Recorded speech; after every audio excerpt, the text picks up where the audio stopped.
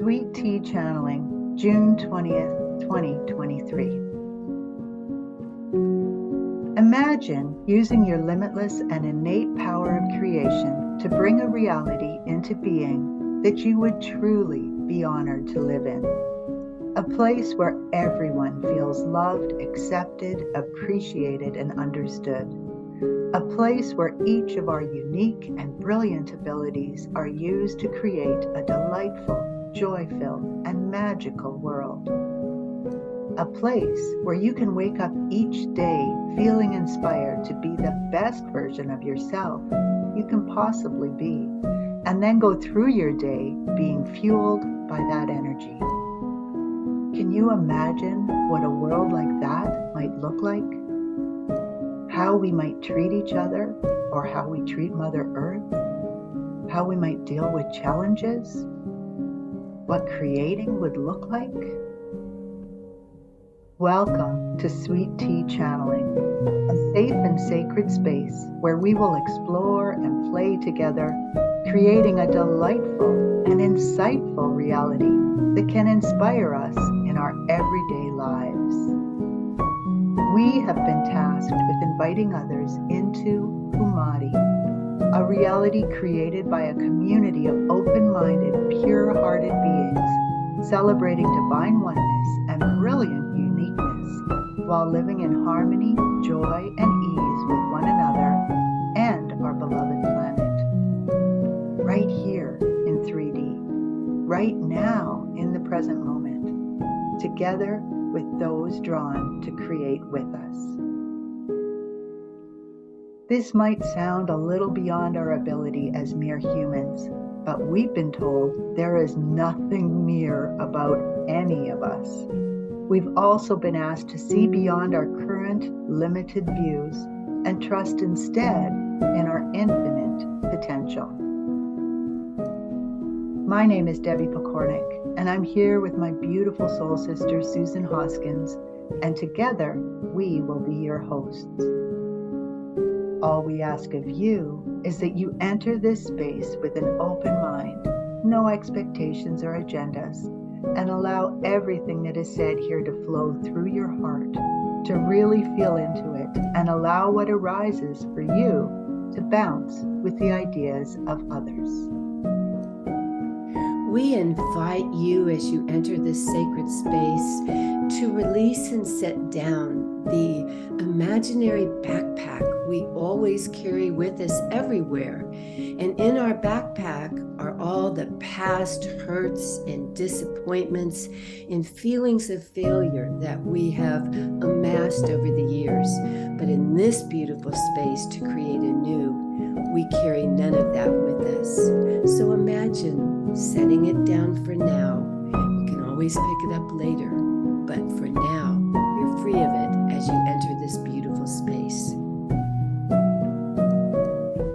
We are all brilliantly unique and intricately connected. In this space, we want you to feel free to speak your truth with love, respect, and compassion for that which is shared by others. Our desire is to meet weekly and start each gathering with a fresh channeling from an energy called Christopher. While Susan is sharing this guidance from beyond, we invite you to allow yourself to slip into the stream of consciousness. Notice anything that comes to you, any whisperings from your soul, any chords that are struck, any threads you'd like to follow. Try not to get lost in these thoughts, but allow them to flow and trust that if they are meant to be shared, they will be remembered and allowed to surface again. Afterwards, as we play in this field of discovery, we will allow each new idea that is added to bring in a new flavor until we have a beautiful kaleidoscope of colors, unique to us, to this reading, and to the reality we are creating together. We will end our gathering in about an hour and then go about our week living in this energy. Let's begin by opening sacred space, followed by the channeling. I invite you to take a few minutes just to be fully present in this beautiful moment in this wonderful stream of consciousness. Imagine yourself even stepping into a lovely boat as we float down this beautiful river of delight, of pure thought and consciousness. So as we get centered, we invite our angels, guides, and master teachers to be present with us now. And if you are listening to this later, please invite your own angels and guides and master teachers to always be present with you. We call in our beautiful higher self, our holy self, our eternal self that is always one with Source. And so in this beautiful consciousness of love and oneness, we open up to receive whatever beautiful message is ours in this moment.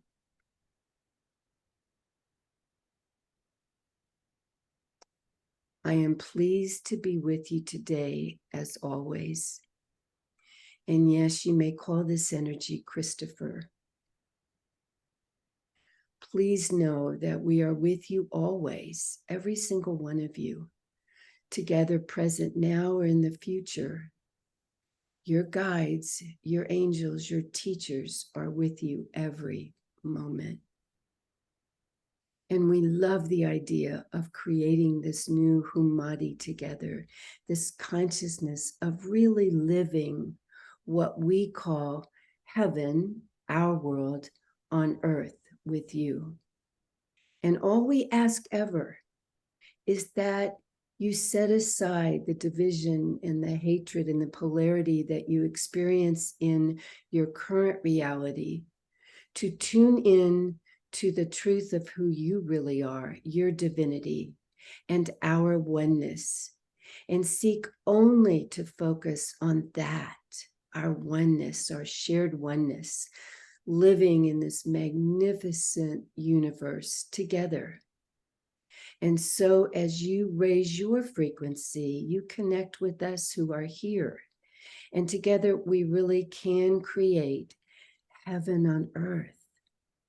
Imagine what it would be like to live in the pure joy in the moment of love and oneness, of all beings understanding their equality with one another and their unity and oneness and equality with all beings on the earth, both animate and inanimate. And what we mean by that is there is no hierarchy. It is much more of a heterarchy, as you like to call it, where all beings are equal and we share in our collective consciousness. And it is only when we are together that we evolve.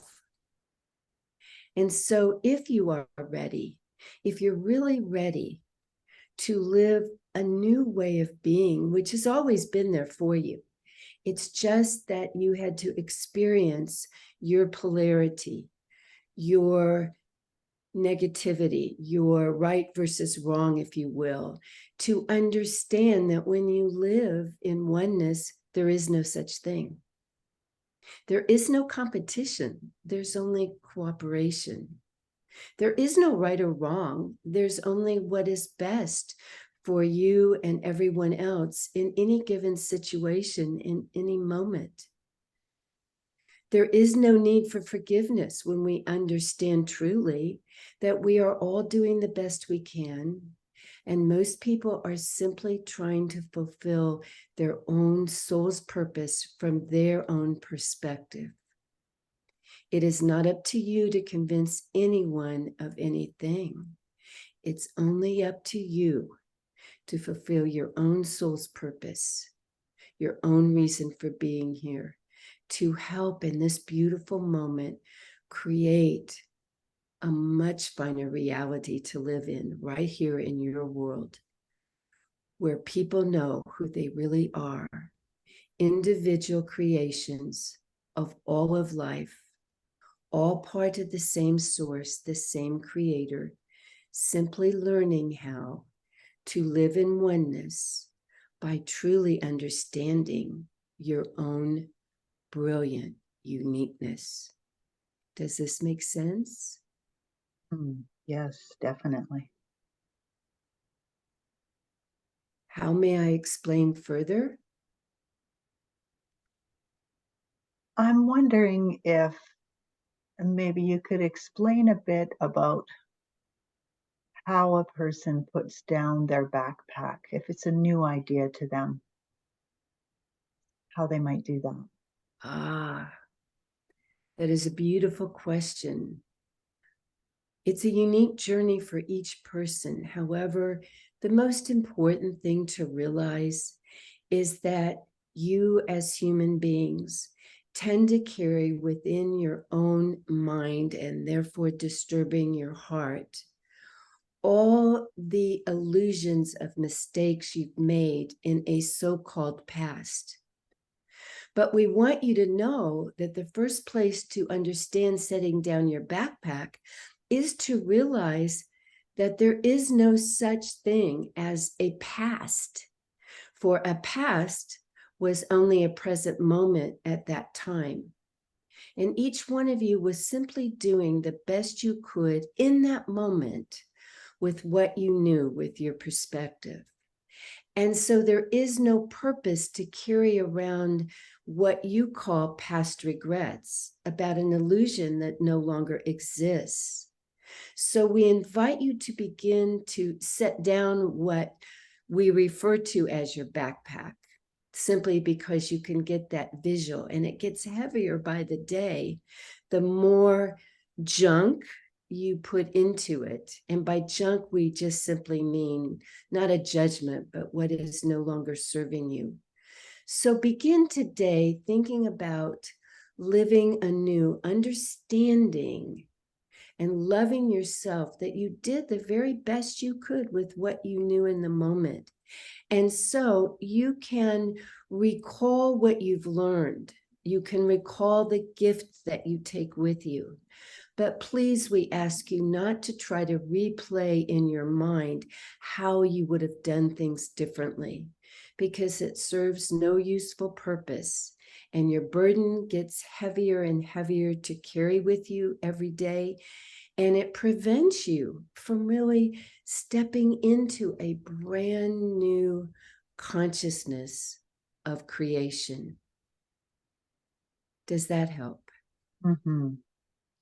Very much. Yes, thank you. You are most welcome. It serves a purpose to identify those particles of illusions that might be present in your backpack from past relationships and past disappointments. But again, not to dwell on them.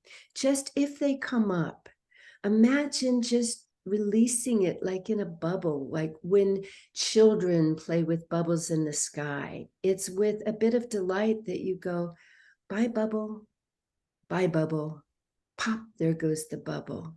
And what we mean by that is we just want you to release the burdens of a so-called past that does not exist. And while we're on the subject, let's also talk about what you call your future. Because your future truly does not exist in your current reality, because truly it is only your present moment. And so many of you fill your backpack up and spend your days anticipating all the what ifs that could possibly happen in this so-called future if you begin to live your dreams or you begin to take action. Oh, but we hear you say so often.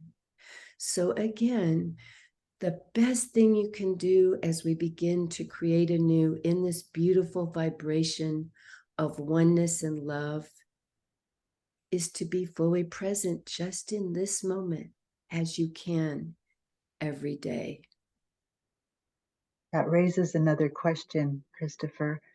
In the moment when things feel like they're going awry, and your feelings feel like they're taking over, what can a person do then? That is a beautiful question. And again, we invite each and every person listening to this channel and those you communicate with to understand that each of you is unique. And so the way that you bring yourself back to center will be unique to you. We like what you said last week, Debbie, about just calling in your scattered energy, if you will. We like imagining focusing simply on a candle flame or whatever brings you peace in a moment. Bring yourself to the spot where you can set a trigger for yourself to be focusing on something that is peaceful and joyful for you in the moment. Just really, as you said beautifully, to connect your scattered energy of disturbing thoughts quite often back within your own personal beautiful container of love. And then when you can feel that presence, you can then truly focus on what is happening in this moment. What are the particular sounds, the smells, the sights, the feeling, perhaps then the inspiration as to what to do next. Does that help? Yes, thank you. We so want you to know how dearly you are loved.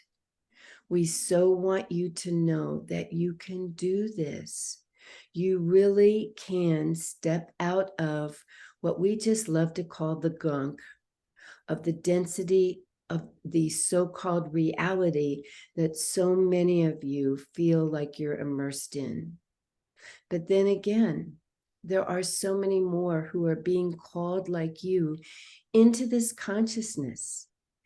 And once you begin to live in this way, living in the present moment, understanding that you are much greater than you ever thought you were, understanding that you have a beautiful soul mission to fulfill, and that you have every single thing and being you need to do so, then you understand that it is easier and easier just to live in this moment and in this consciousness.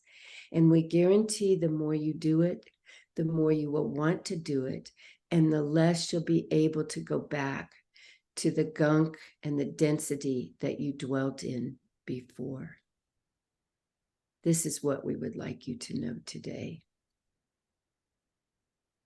And so it is.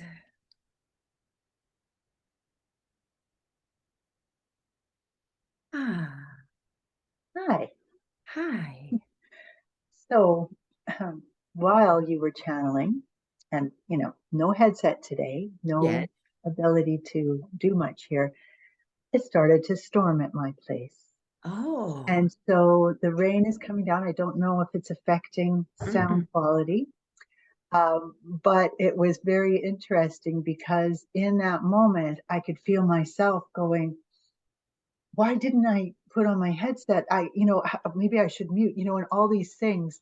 As Christopher said, we like what you said about pulling back in the headset.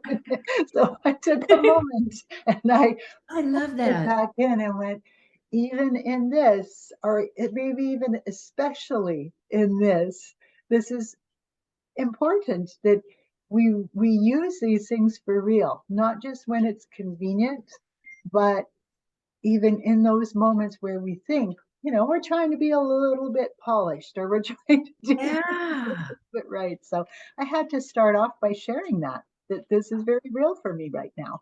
Oh, I love that. And what a perfect moment for Christopher to say that. We love what you said, Debbie. Yes. And that is exactly how it flowed. I really like that a lot. And to me, I love to just the reminder that the more we do this, the more we live in the present, the more we realize, gosh, more and more about the truth of ourself and our purpose, the less we want to jump out of this consciousness back into 3D, if you will, the gunk. Because to me, this consciousness is what's real. The other is not. Well, and I'm hoping, I think that the people that we have attracted here, that our energy attracts, would mostly, they would be very aware Hmm. of what it is like to live in the now. They would be aware that, the past is something to let go of, and even that the future isn't where your power is. Hmm. So I like to think that we all know that piece, but like I say, even with Christopher, talking about the scattered energy, we still succumb to it, Oh, sure we do. right? And so it's really about that awareness of, oh, that's kind of like a backpack thing. Right. I don't need to Right. carry that. I'm gonna set it down. I agree, because even before we started today, I too had a lot of distractions going on with my 12-year-old and almost 10-year-old here and trying to get them settled. And I felt my energy wanting to go bing, bing, bing, bing, but our call's coming. And it was like, yeah, our call's coming. We take care of that. And then let's go in and call our energy back. I really love that. Mm, Yeah, yeah, very much. Very much. yeah, Yeah. yeah. I think that I also uh, grabbed my backpack this week as I was dealing with the thoughts of moving. Hmm. And I'm excited to move. I feel like it's time. I love where I live, but I don't, for the most part, throughout my whole life, I don't wait until I'm miserable Hmm. to move on. I'm an adventurer. That's part of who I am in this lifetime. And so I'm excited about moving. And yet there was all this question around possession date. And I won't bore everyone with all the details, but I will say that it did create a lot of that worry, that what if, what if we tell our landlord and then we only have 2 months and then we don't find a place? Or, what if the place we move to isn't as nice as here? And now we've taken a step down and those kinds of things. So yeah, that sneaky little backpack gets with me a lot more than I would like to think it does. I'm so happy you brought that up because this week too, I was doing an individual channeling for someone I work with, and she too has a similar situation of wanting to move. And as I was talking to her, she was in a kind of a bad space on Sunday. And as I was talking with her, she started talking about all the what ifs. Oh, but what if? And she does have some serious challenges to deal with, like her daughter's health. But what if I can't find the right practice? And what if they won't prescribe the right medicine? And what if? And I stopped her there and we talked about this very thing. And I told a little story that for a decade, I worked in emergency management, where I Mhm. spent every day of my work life planning for all kinds of scenarios that could possibly happen in the future. And my job was to plan all the what ifs. What if this happened? And then we'd have meetings about it. We'd talk about it. We drill about it. We'd schedule big events to practice it. And you know what? In my entire decade of doing emergency planning for horrible disasters or bioterrorism, not one of them happened. Yeah. And I'm reminded in my own, so that's why I got out of the field, because I'm reminded in my own life, just like what you're saying, Debbie, and what my other friend was saying about how much time we ruminate over the what ifs. Oh my gosh, but what if? About all kinds of things. And most of the time, the what ifs never occur. Exactly. And then we're giving them all of our energy, but we're also attracting that kind of an energy. So I have to say that for me, they were very fleeting, and that it would come up and I would think, all right, that is a possibility. Could you live with that? Yes. You know? And so that I could ground the energy, pull it back in and feel strong again. Because I think that's what we need to understand. I think is that we are human. We do have Mm-hmm. these coping mechanisms. We do have all of these patterns that we're used to. And I don't think that Christopher is saying to us, stop that right No. now. Stop it. I mean, we can Mm-mm. all feel Christopher's energy coming through, and it's very beautiful and gentle. Of course, it's coming through a very beautiful and gentle soul. So that makes a difference. But the reality is that it's about recognizing, it's about noticing. Mm-hmm. I used to listen to a woman who talked about tapping, like when you do the tapping for your get rid Mm-hmm. of things. And her name, I believe, was Carol Look. And she talked about how in order to tap on something, you first have to call up that document, right? Mm-hmm. Like a computer, you can't go in and fix a document without first opening the document. Right. And that to me really speaks to what we're talking about here, because I think the energies of right now, where we're at, are giving us lots of opportunity to say, all right, why don't you practice that now? Why don't you practice that Exactly. now? In this now, why don't you practice that? I love that. And I so love the exact concrete way you dealt with the what ifs that popped up. Okay, in this moment, could I live with that? Could I manage that? How could I move through that? Is brilliant because you did it in a very calm, fully present way. The other thing that I realized from my conversation with my dear friend this week as she was doing with the what ifs is that often it's even in those moments where we're being invited to step into our next brilliant greatest good that the what ifs become so powerful that they prevent us from taking that next step. So that I know even with this beautiful work we're doing, which we were told from the beginning is so beyond anything we've ever done or has been done, and that we were invited to simply trust in the moment every step of the way, we've been able to rise above any of the what if that might pop up.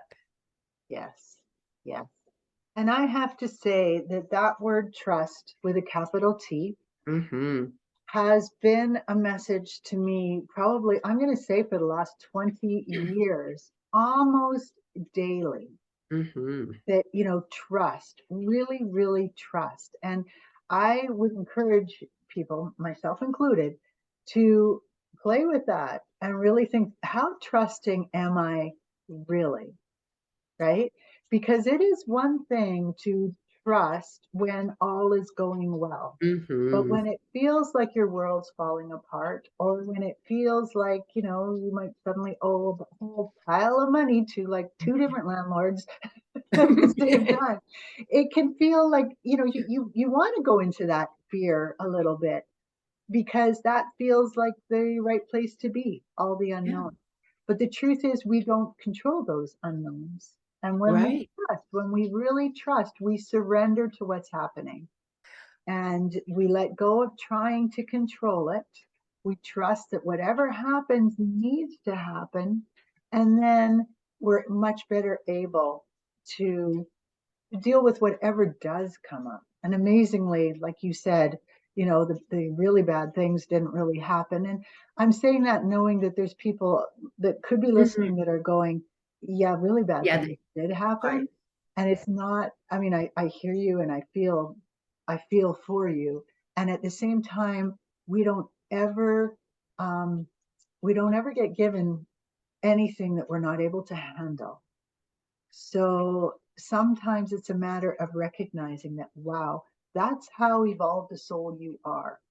That, you were given that because you are able to handle it. Oh, and I so love that again, what you said, because in the most trying times of my recent life, where in the present moment things were happening that were out of my control, that could have consequences that I would feel pain for, I would feel loss for.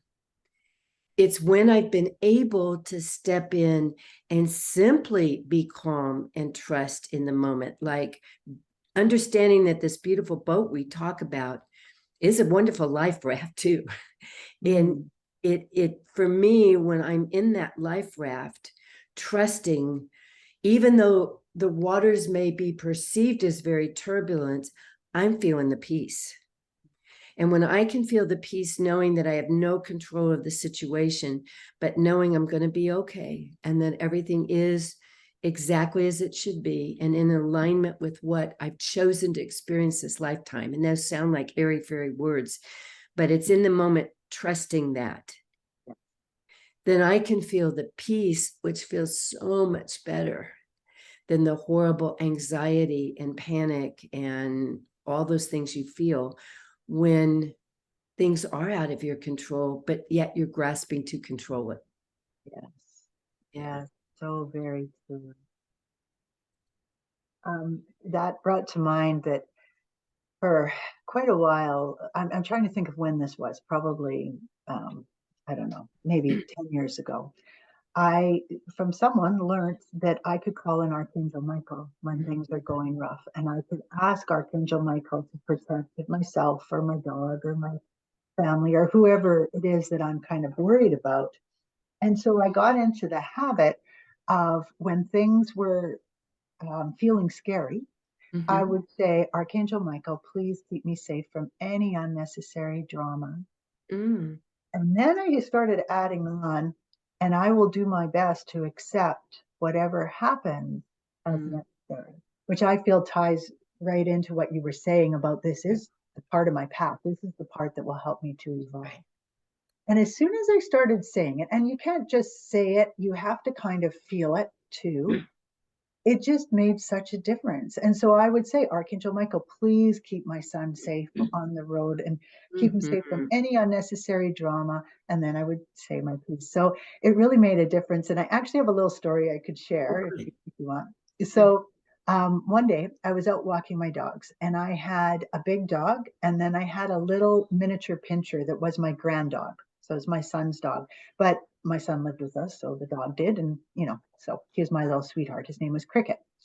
And we were out walking around our property, and I was probably practicing a presentation I was about to do, because that's when I love to speak and practice. And all of a sudden, a little newborn baby deer jumped up, and they're all on wobbly legs. And my little Cricket was right there when it happened. And so this poor little deer started running off, and it's calling for its mother. And my dogs are right there behind it. And I'm thinking, oh my gosh, like I was expecting the big dog to just jump on it and its legs would go out and that. So I started to run, and I went, what are you going to do? Like, you're not going to outrun a dog. You might outrun the little deer. And I did my Archangel Michael, please keep my dog safe, keep the deer safe, keep me safe from any unnecessary drama, and I will do my best to accept. And then I just stopped, and I just stood there, and I just brought in this positive energy, which was really hard to do because I really just wanted to panic. And I don't know how long it was, probably only 30 seconds. My dogs came running back, all happy, and I could still hear the little guy way over go, Mom, whatever the noise is that they make, but it was very clearly, Mom, Mom. And I thought, look at that. Everything worked out to me anyway in a positive way. Oh, yeah, I love that. So, I love that. Well, and I'd like to share, going back to my experience in emergency management and homeland security and disasters, that while none of the things that I planned for ever happened, we did have real disasters happen. I remember my first one was being suddenly the public information officer for the Red Cross in the midst of a tornado, and in the operations room with all the other people from the different agencies managing this tornado just within the first hours after it struck Kansas City, a suburb, and it was an F4, and it did a lot of damage. And I will always remember how everybody behaves in that situation when you're trying to manage an actual crisis. And it's with utter calm. It's with utter calling your energy in and focusing on your particular part of this scenario as perfectly as you can in the moment. And by that, I just mean doing your very best. But you're focused on what is mine to do, what's the best thing I can do in the moment, how can I serve the greatest good of all with my particular task. And I'll always remember that in every single disaster scenario I ever worked in, it was the utter calm, even though there were things going off. I mean, it was one watching it might see it as chaotic energy because all the phones are going off and all the people are in the room, and I'm dealing with the media or whatever, and it might seem like chaos, but it's actually everybody doing their part with calm and as much precision as they could with what they could do. So I think that, combined with exactly spiritually what you did about calling in the energy and being at peace, is how we do learn to navigate these situations that can feel really scary, panicky, and out of control. And I love what you just said, because that is like being the eye of the hurricane, right? Like being in the eye of the storm. Everything's blowing around you. You can picture it. And you're sort of like, no, right here, we're okay, and we're going to work from this space, because that's how we're going to be able to help people. We can't help them if they're calling and go, I don't know, it's crazy, and I know, just go for that quick. Yeah. And I treasure that experience because I'm now able to just automatically go to a calm place in the midst of something. And I know that was so helpful to me in learning how to do that. Yes, and my life has done that for me too, provided me with a lot of opportunity to figure out how to go into calm when everything around you is feeling kind of crazy. And I feel like right now a great thing for us to do is to think that way. Like, okay, so what does that mean? I mean, Hoomadhi is going to be a very beautiful reality. More calmness, okay? But the reality is, if we're bringing it here to where we're living, then it is going to be our island of calm, and with the storm going on all around us. So how do we do that, really? And I love that it came up from Christopher several times, the reminder of how unique we all are. So we're all going to do it differently. You don't have to do it how I do it, and nobody else has to do it how you do it or anything. It's like we all will do it in our own way. Yeah. But how would we do it? And so I feel like we've just shared a couple of the things that we would do in that moment, where it feels like the rug is being pulled out from under your feet. It feels scary. Something has threatened you in some way. How do you find that calm? And then how do you take it with you when you go out into, maybe the stronger parts of the storm? How do you take that with you? Wow. I think one of the most beautiful ways to begin is to realize what Christopher said at the beginning of the channeling, which is your guides, your master teachers and angels are with you every moment to help. And I'm sitting here smiling at how in sync it all is, because Debbie, you and I have no idea what's going to come in with the channeling. No, We decided prior to this call that we wanted to change our virtual backgrounds very frequently because that's fun. And the picture we chose today is calm waters illuminated by light. Hello. Yes. Having no Perfectly idea. calm. I know, totally calm. It's calm. Yeah. We had no idea this would be the message coming in. So I think Christopher is having a great big old smile with us today, and all our tribe of guides and angels going, well, we knew what was coming in, and we knew you'd be asking this very question. And so we've given you a visual.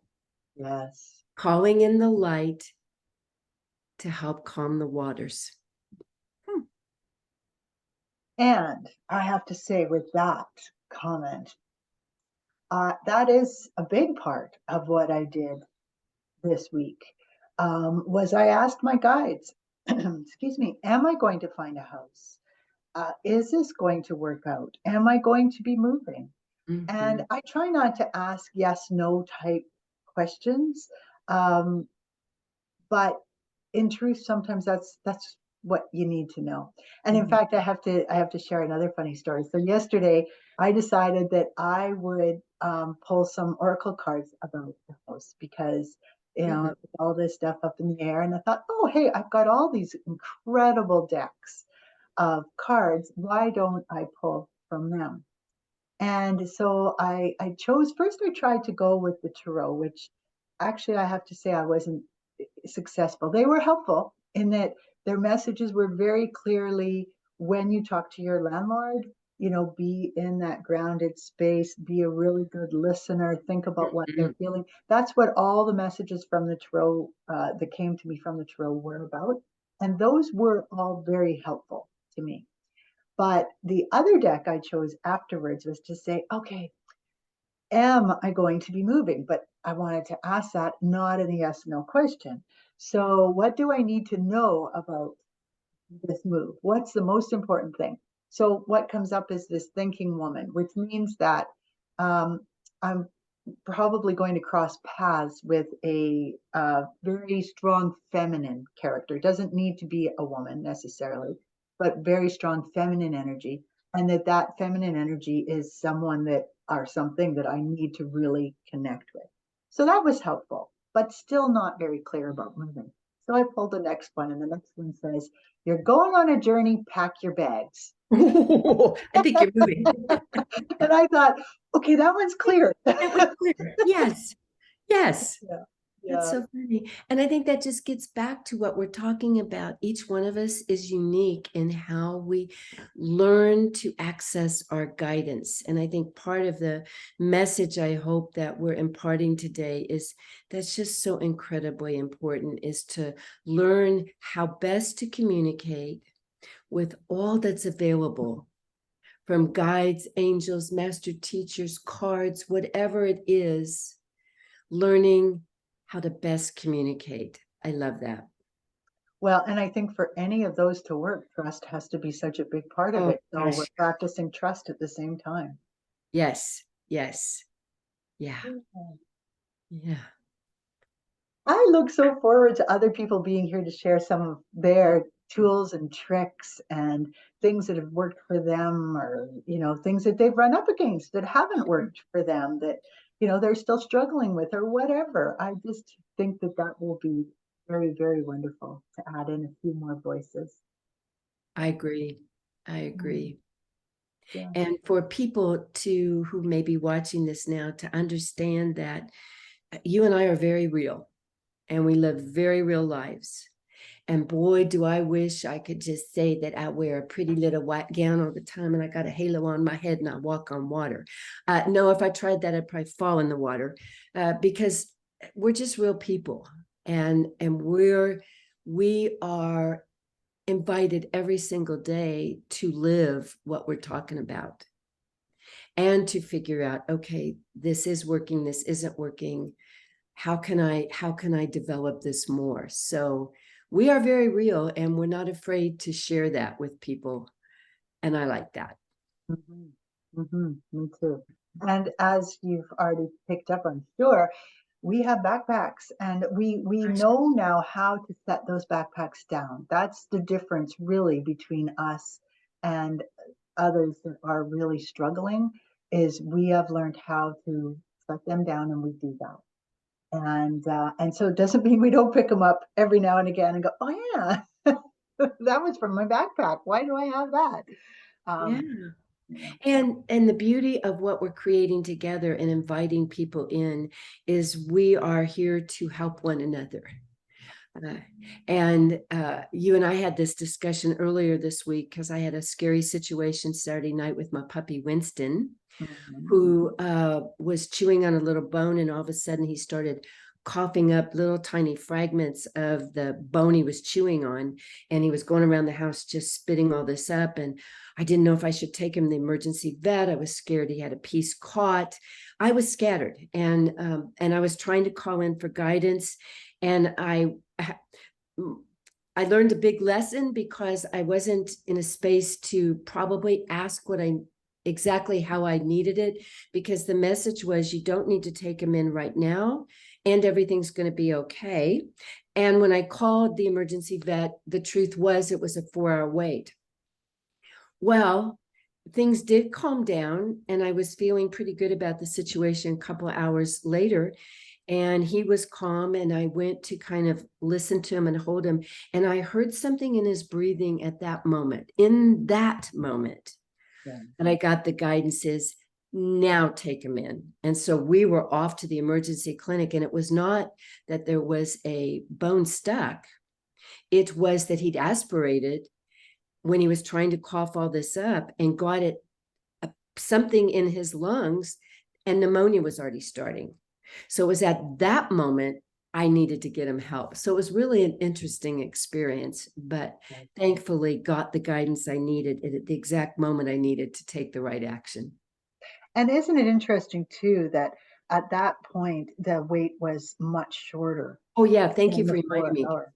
Right. Mhm. Yeah. At the point then when I got it taken, I called and they said, no, it's cleared out now. You can come on in. It may be an hour. And it was like, we're there. Yes. I've Yeah. had that experience many times where my guides say, "No, you don't need to go right now."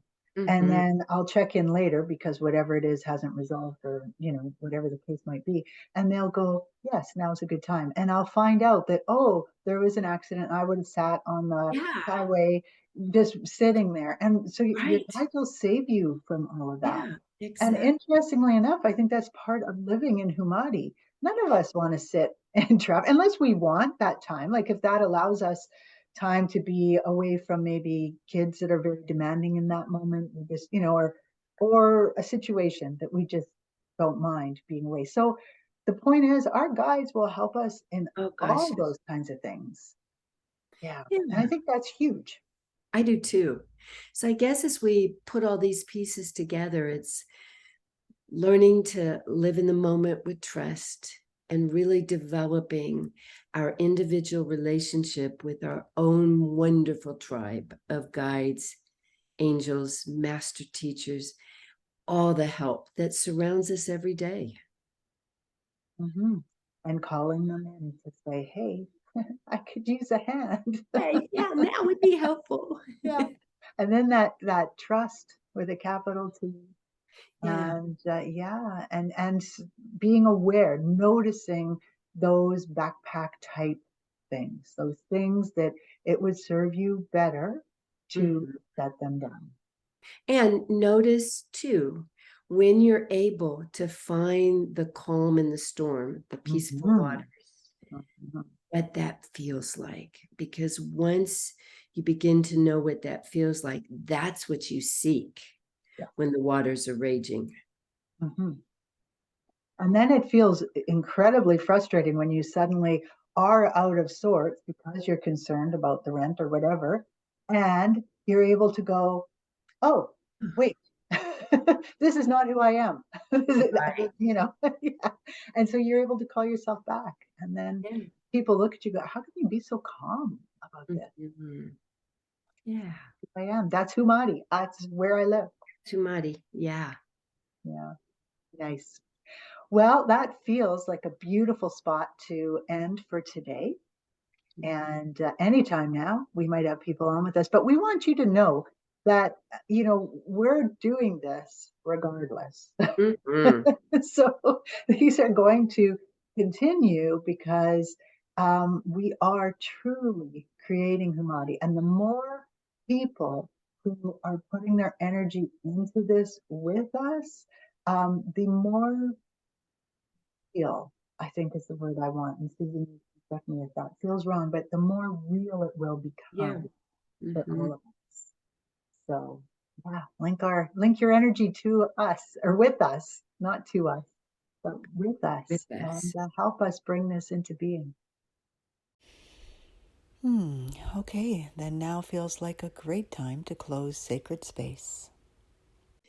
And so let's go back to the place where we began, where we call our energy back into ourselves, into that beautiful inner sanctum of our own heart, where we know who we are and we know we are one. And so we thank our beautiful tribe of angels and guides and master teachers who were here with us today imparting this beautiful message. We call in the golden sheets to surround us in a beautiful protection of light, keeping our beautiful hearts and light and sacred work fully protected in every moment. And we call it in for everyone listening to us now. And we know we are so protected and so guided in every moment. And so as we leave this sacred space, let us leave with the feeling of what it feels like to be immersed in calm waters, surrounded by the golden light of love, protection, and guidance. We let this be so, and so it is. If you would like to join us for these weekly co-creations, we would love it. Our new email address is info.hoomadhi@gmail.com. So that's info.hoomadhi@gmail.com. We hope that you will join us. Bye for now.